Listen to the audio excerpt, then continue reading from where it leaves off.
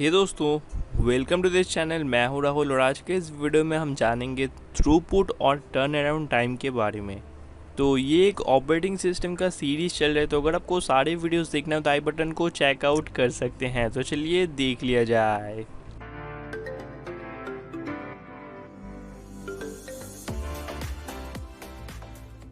तो पहले जानते हैं व्हाट इज़ थ्रूपुट।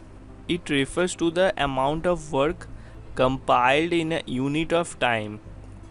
तो सीपीयू जब कोई लिमिटेड टाइम पीरियड के अंदर कुछ टास्क को कंप्लीट करते तो उसको हम कहते हैं throughput.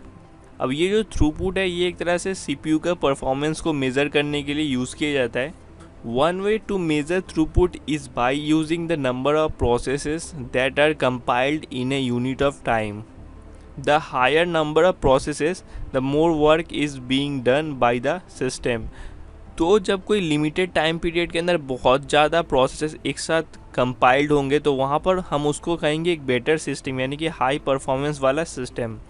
But this approach is not very useful for comparison because this is dependent on the characteristic and resource requirement of the process being executed.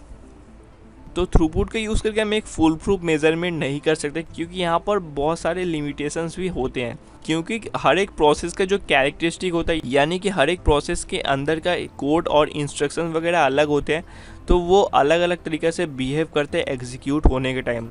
और इसके अलावा हर एक प्रोसेस अलग अलग रिसोर्सेज को भी यूज़ करता है और इन्हीं दो रीजन्स के वजह से जो एग्जीक्यूशन टाइम है वो कम ज़्यादा होते रहते हैं। तो इससे जो सिस्टम का परफॉर्मेंस है वो भी इफेक्ट होता है। तो इसीलिए थ्रूपुट को यूज़ करके हम एकदम एक्यूरेट मेजरमेंट नहीं ले सकते। लेकिन अगर किसी सिस्टम के अंदर सेम कैटेगरी के प्रोसेसेस हैं और वो सेम तरह के रिसोर्सेज को यूज़ करें तो वहाँ पर थ्रूपुट यूज़ हो सकता है। सपोज़ अगर हम एक एग्जांपल को देखें तो यहाँ पर अगर हम टोटल 5 प्रोसेसेस को लें और हर एक प्रोसेस को हम P1, P2, P3, P4 और P5 से डिनोट कर रहे हैं, तो यहाँ पर जो P1 है वो एग्जीक्यूट होने में लगा रहा है 10 सेकेंड, जो P2 है वो लगा रहा है 15 सेकेंड और जो P3 है उसको भी 10 सेकेंड ही लग रहे हैं, जो P4 है उसको 20 सेकेंड लग रहे हैं और अगर P5 की बात करें तो उसको एग्जीक्यूट होने में 5 सेकेंड का टाइम लग रहा है। तो अगर हमको इनका थ्रूपुट निकालना हो तो वहाँ पर हर एक प्रोसेस का जो एग्जीक्यूशन टाइम है तो उन सभी को हमको ऐड करना पड़ेगा और टोटल नंबर ऑफ प्रोसेसेस से उसको डिवाइड करना पड़ेगा। तो कुछ इस तरह से थ्रूपुट फाइंड आउट किया जाता है। अब जानते हैं टर्न अराउंड टाइम के बारे में। It may be defined as an interval from the time of submission of a process to the time of its completion. तो टर्न अराउंड टाइम हम उसे कहते हैं जब कोई एक प्रोसेस को हम सबमिट करते हैं एग्जीक्यूट होने के लिए, उस टाइम से लेकर जब तक वो एग्जीक्यूट नहीं हो जाता, इन दोनों के बीच का जो टाइम होता है उसी को हम कहते हैं टर्न अराउंड टाइम। अब अगर एक एग्जांपल को देखें तो यहाँ पर जो प्रोसेस का अराइवल टाइम होता है, यानी कि जब वो एग्जीक्यूट होने के लिए जाता है, और एग्जिट टाइम यानी कि जब वो एग्जीक्यूट होकर निकलता है, तो इन दोनों के बीच का जो टाइम पीरियड है वही है टर्न अराउंड टाइम। तो यहाँ पर turn around time equals to exit time minus arrival time. Suppose अगर एक प्रोसेस है जिसका अराइवल टाइम है 10 और उसका अगर एग्जिट टाइम की बात करें तो ये है 10.30, तो 10.30 माइनस 10 इक्वल्स टू 0.30, तो ये हो गया इसका टर्न अराउंड टाइम।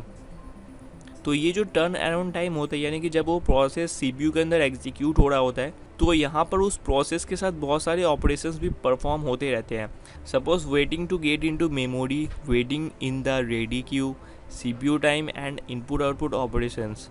तो ये कुछ ऑपरेशंस होते हैं। इसके अलावा कुछ प्रोसेस के स्टेट्स भी होते हैं जैसे वेटिंग स्टेट, रनिंग स्टेट, इनमें भी बहुत ही ज़्यादा टाइम लगता है। तो इन सारे ऑपरेशंस को परफॉर्म करने के बाद जो टोटल टाइम होता है वही टर्न अराउंड टाइम कहलाता है।